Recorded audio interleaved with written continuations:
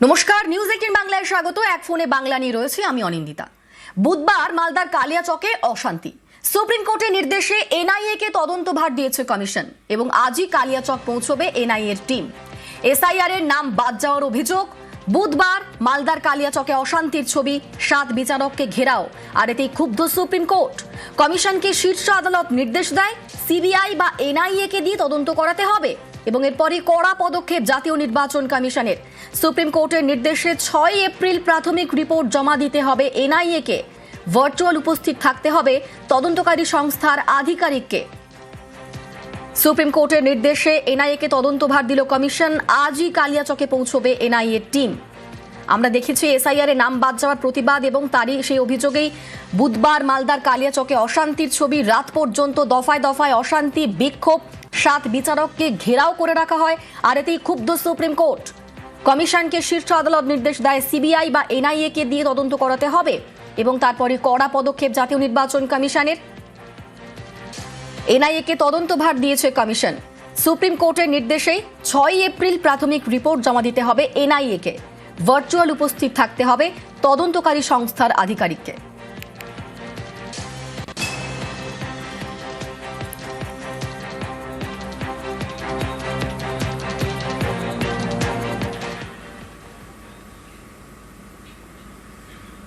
নাম বাদের প্রতিবাদ, মালদায় ধুন্ধুমার, আক্রান্ত বিচারকরা, এতে ক্ষুব্ধ সুপ্রিম কোর্ট। শীর্ষ আদালতের মন্তব্য, কাউকে বিচারকদের মনোবল ভাঙতে দেব না। রাজ্য প্রশাসন সম্পূর্ণভাবে ভেঙে পড়েছে। মুখ্য সচিব ডিজিরা তাদের দায়িত্ব পালনে কার্যত ব্যর্থ।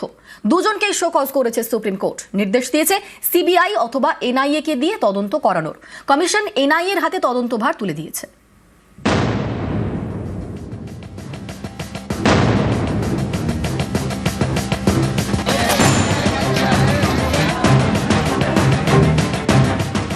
এসআইআর নাম বাদ যাওয়ার অভিযোগ, প্রতিবাদে বুধবার মালদার কালিয়াচকে অশান্তি, 7 বিচারককে ঘেরাও, এতে ক্ষুব্ধ সুপ্রিম কোর্ট। বৃহস্পতিবার সুপ্রিম কোর্টের প্রধান বিচারপতি বলেন, আমি রাজনীতিকরণ চাই না।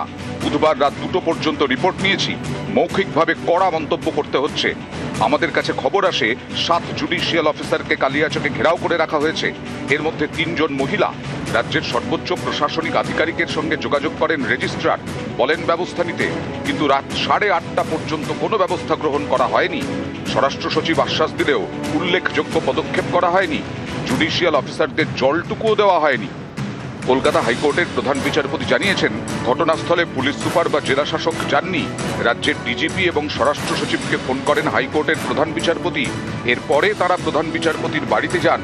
সেখানে বৈঠকের পর 7 জন বিচারককে উদ্ধার করা হয়েছে। উদ্ধার করার পরেও তাদের গাড়িতে ইট ছোড়া হয় এবং লাঠি দিয়ে হামলা হয়। এটি কোনো সাধারণ ঘটনা নয়। বিচার বিভাগের অফিসারদের মনোবল ভেঙে দিতে পরিকল্পিত এবং উদ্দেশ্য প্রণোদিত পদক্ষেপ, যাতে বিচার প্রক্রিয়া বন্ধ করে দেওয়া যায়। আমরা কাউকে নিজের হাতে আইন তুলে নিতে দেব না।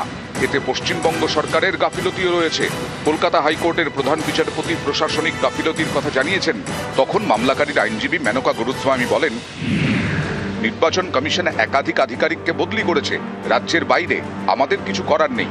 সলিসিটর জেনারেল তুষার মেহতা তখন বলেন, বদলি সবসময়ই হয়। কমিশনের আইনজীবী ডিএস নাইডু বলেন, আইএএস আইপিএসদের বদলি নিয়ে মামলা হয়েছে কলকাতা হাইকোর্টে, সেটা খারিজ হয়ে গেছে। বিচারপতি জয়মাল্য বাগচি বলেন, সেটা নিয়ে প্রশ্ন তুলছি না। যারা এখন দায়িত্বে রয়েছেন তাদের নজরদারি বাড়াতে হবে। সরকার এবং বিরোধী পক্ষ সবার সমানভাবে এই ঘটনার নিন্দা করা উচিত। রাজ্যের অ্যাডভোকেট জেনারেল কিশোর দত্ত বলেন, আমরা দায় এড়াচ্ছি না, আমাদের দায়িত্ব রয়েছে। বিচারপতি জয়মাল্য বাগচি বলেন, আপনাদের পদক্ষেপ করা উচিত যাতে জুডিশিয়াল অফিসাররা নির্ভয়ে দায়িত্ব পালন করতে পারেন। এরপরেই কড়া নির্দেশ। নির্বাচন কমিশনকে সুপ্রিম কোর্টের নির্দেশ, মালদার ঘটনার তদন্তভার সিবিআই অথবা এনআইএ কে দিতে হবে। কেন্দ্রীয় সংস্থা তদন্ত করে সরাসরি সুপ্রিম কোর্টে রিপোর্ট জমা দেবে। মুখ্য সচিব, ডিজিপি এবং মালদার জেলা শাসক ও পুলিশ সুপারকে শোকজ করা হলো। প্রত্যেককেই আগামী সোমবারের শুনানিতে অনলাইনে উপস্থিত থাকতে হবে। বিচারকদের নিরাপত্তার জন্য কেন্দ্রীয় বাহিনী মোতায়েন করতে হবে। বিচারকদের বাড়িতেও কেন্দ্রীয় বাহিনী দিতে হবে। তাদের পরিবারের সুরক্ষা সুনিশ্চিত করতে হবে। বিচারকদের নিরাপত্তা সুনিশ্চিত করতে নির্বাচন কমিশন এবং রাজ্য সরকার যা যা পদক্ষেপ করার তা করবে। যে সমস্ত জায়গায় আপত্তি জানানোর কাজ অথবা শুনানি চলবে সেখানে 3 জনের বেশি ঢুকতে পারবেন না, 5 জনের বেশি জমায়েত করা যাবে না। এই বিষয়টি নিশ্চিত করতে হবে রাজ্যের স্বরাষ্ট্র সচিব, ডিজিপি, জেলা শাসক এবং পুলিশ অফিসারদের। এদিন সুপ্রিম কোর্ট বলে, আমরা কাউকে জুডিশিয়াল অফিসারদের মনোবল ভাঙতে দেব না। রাজ্য প্রশাসন সম্পূর্ণভাবে ভেঙে পড়েছে। মুখ্য সচিব, ডিজিরা তাদের দায়িত্ব পালনে কার্যত ব্যর্থ। মামলাকারীর আইনজীবী কপিল সিব্বল সুপ্রিম কোর্টে বলেন, রাজ্যের আইন শৃঙ্খলা ভেঙে পড়েছে, এই পর্যবেক্ষণ দয়া করে প্রত্যাহার করুন।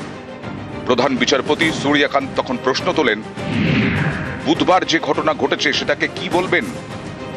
আইনজীবী কল্যাণ বন্দ্যোপাধ্যায় বলেন, অত্যন্ত খারাপ ঘটনা ঘটেছে। নির্বাচন কমিশনের হাতে 15ই মার্চ থেকে সব ক্ষমতা চলে গেছে। কমিশন তাদের নিজেদের লোককে বসিয়েছে, প্রতিদিন প্ররোচনা দিচ্ছে, তার কারণেই এই ঘটনা ঘটছে। কমিশনের আইনজীবী তখন বলেন, আপনারা প্ররোচনা দিচ্ছেন।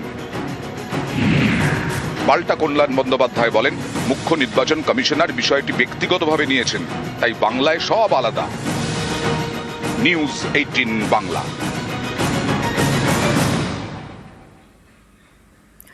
বুধে তুলকালামের পর বৃহস্পতিবারও দফায় দফায় বিক্ষোভ এবং টানা দুদিনের বিক্ষোভ অবরোধ ধুন্ধুমারের জের আজও মালদার কালিয়াচক, সুজাপুর, সেখানে থমথমে পরিস্থিতি। নামবাদে গতকালও দিকে দিকে ক্ষোভ, অবরোধে তুমুল উত্তেজনার পর থমথমে মানিকচকও। আমাদের সঙ্গে মালদা থেকে সরাসরি রয়েছেন প্রতিনিধি সান্নিক। সান্নিক, মালদার বিভিন্ন জায়গা, সুজাপুর, মোথাবাড়ি, মানিকচক, কালিয়াচক, সেখানে আমরা বিক্ষোভ দেখেছি, অবরোধ দেখেছি। আজ সকাল থেকে কেমন ছবি সেখানকার?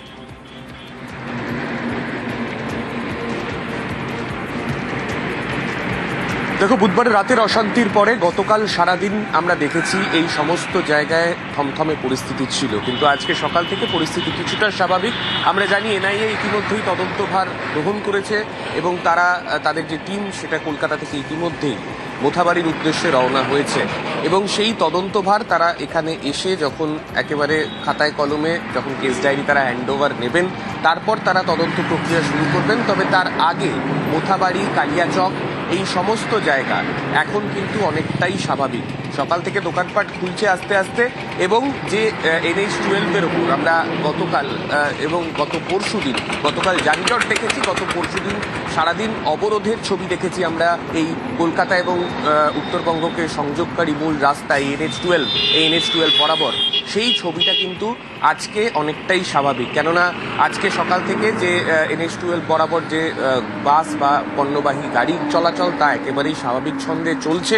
তবে গতকাল পর্যন্ত একদিকে সুজাপুর, একদিকে জালালপুর, অন্যদিকে কালিয়াচকের কিছুটা অংশ, সেই সমস্ত জায়গায় আংশিক কখনো কখনো অবরোধের ছবি দেখা গিয়েছিল।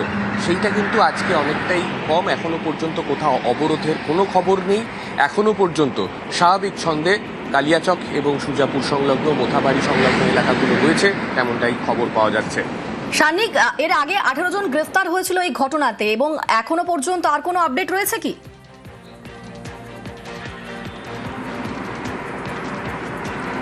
দেখো, মোট 18 জনকে গ্রেফতার করা হয়েছে গতকাল পর্যন্ত, তেমনটাই অফিসিয়ালি পুলিশের তরফে জানানো হয়েছিল এবং গতকাল তাদেরকে মালদা আদালতে তোলাও হয়েছিল এবং সেই মতো তাদেরকে পুলিশ হেফাজতে নেওয়া হয়।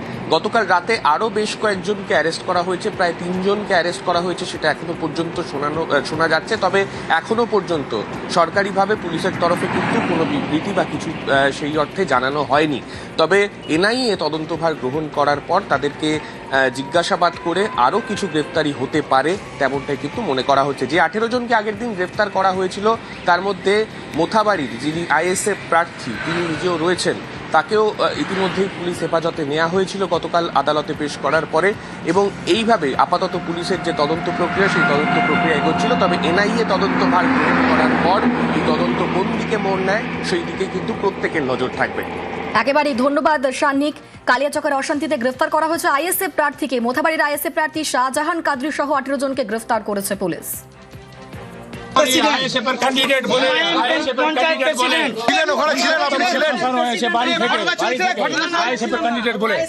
আপনি ঘটনাস্থলে ছিলেন?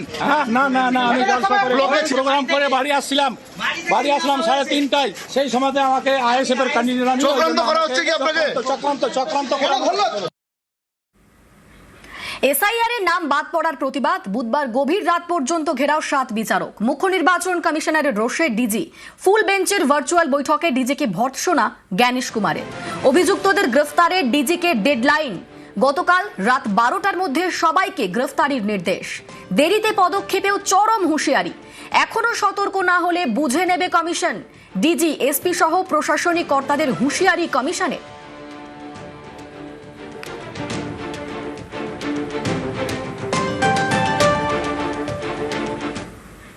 কর্তব্যে গাফিলতিতে বরখাস্ত পুলিশের বিরুদ্ধে এবার অ্যাকশনে কমিশন।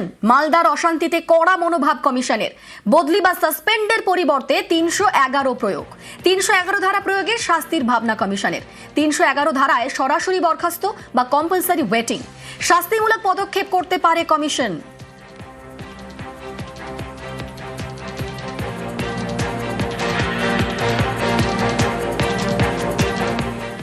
বুধবার মালদায় তুলকালাম। এসআইআর এর নাম বাদের প্রতিবাদে বিক্ষোভ। 7 বিচারককে ঘন্টার পর ঘন্টা ঘেরাও।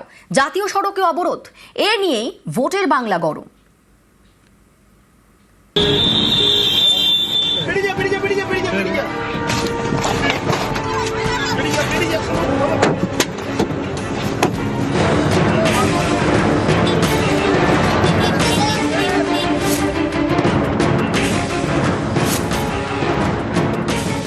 গ্যারান্টি দিয়ে বলছি, যারা ওখানে ঘেরাও করে রেখেছে তাদের বেশিরভাগের নামই কিন্তু ভোটার তালিকায় আছে। শুধুমাত্র একটি অবরুদ্ধ করার জন্য, একটা বিশৃঙ্খল অবস্থা তৈরি করার জন্য তৃণমূলের উস্কানিতে পুরো বিষয়টি হচ্ছে। সবাইকে কেটে দিয়ে তোমাকে রাজ্য মুখ্যমন্ত্রী চেয়ার দিয়ে দেবে।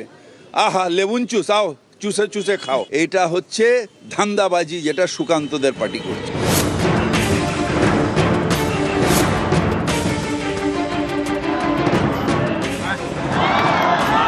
রাস্তা অবরোধ, বিক্ষোভ।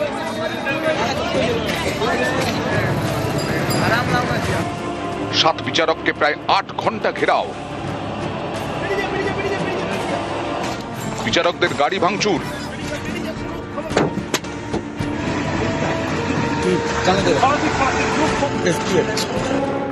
নাম বাদ যাওয়ার প্রতিবাদে বুধবার এভাবেই মালদায় ধুন্ধুমার।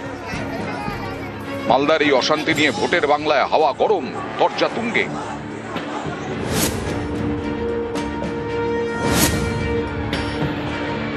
এতক্ষণ ধরে ন্যাশনাল হাইওয়ে অবরুদ্ধ হয়ে আছে। 7 জন বিচারককে বা জুডিশিয়াল অফিসারকে তাদেরকে এইভাবে অবরুদ্ধ করে রাখা হয়েছে, তাদেরকে আর আসতে দেওয়া হচ্ছে না। গ্যারান্টি দিয়ে বলছি, যারা ওখানে ঘেরাও করে রেখেছে তাদের বেশিরভাগের নামই কিন্তু ভোটার তালিকায় আছে। শুধুমাত্র একটি অবরুদ্ধ করার জন্য, একটা বিশৃঙ্খল অবস্থা তৈরি করার জন্য তৃণমূলের উস্কানিতে পুরো বিষয়টি হচ্ছে। না, সবাইকে কেটে দিয়ে তোমাকে রাজ্য মুখ্যমন্ত্রী চেয়ার দিয়ে দেবে। আহা, লেবুন চুষাও, চুষে চুষে খাও। কিছু করবে না। নির্বাচন কমিশনকে ফিট করে নিয়েছে, এসে দখল করে নেবো ক্ষমতা। আরে ক্ষমতা দখল করার জন্য পায়ে পায়ে মাটিতে লড়াই করতে হবে তৃণমূলের সাথে। তৃণমূল লড়াই করে এই জায়গায় এসেছে। এইটা হচ্ছে ধান্দাবাজি, যেটা সুকান্তদের পার্টি করছে।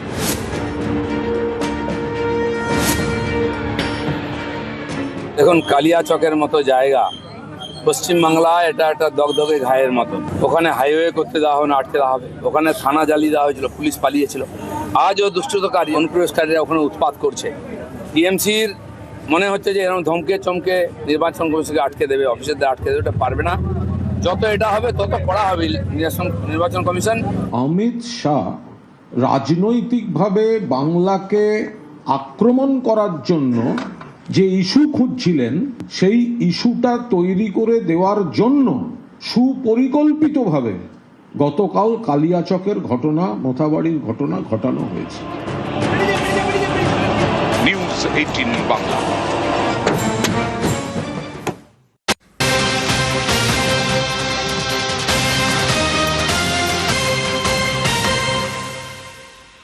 এসআইআর এর নাম বাদে বিক্ষোভ, অবরোধ দত্তপুকুরেও।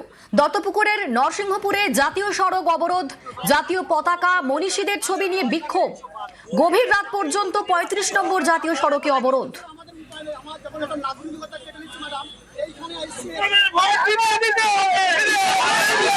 আমাদের সঙ্গে রয়েছেন প্রতিনিধি জিয়াউল। জিয়াউল, কি অভিযোগ করছেন বিক্ষোভকারীরা এবং এখন কিরকম পরিস্থিতি?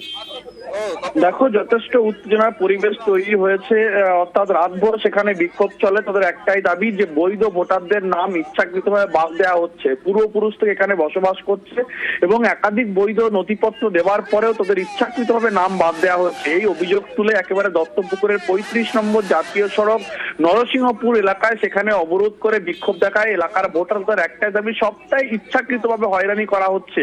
এই দাবি তুলে রাত ভোর 35 নম্বর জাতীয় সড়ক, অত্যন্ত গুরুত্বপূর্ণ জাতীয় সড়ক, সেই জাতীয় সড়ক কিন্তু রাত ভোর আটকে রেখে বিক্ষোভ দেখা এলাকার মানুষদের একটাই দাবি যে যতক্ষণ না পর্যন্ত বৈধ থেকে বৈধভাবে স্বীকৃতি দিচ্ছেন, অর্থাৎ তাদের নাম ঠিক করা হচ্ছে, তারা এই বিক্ষোভ অবরোধ চালাবেন।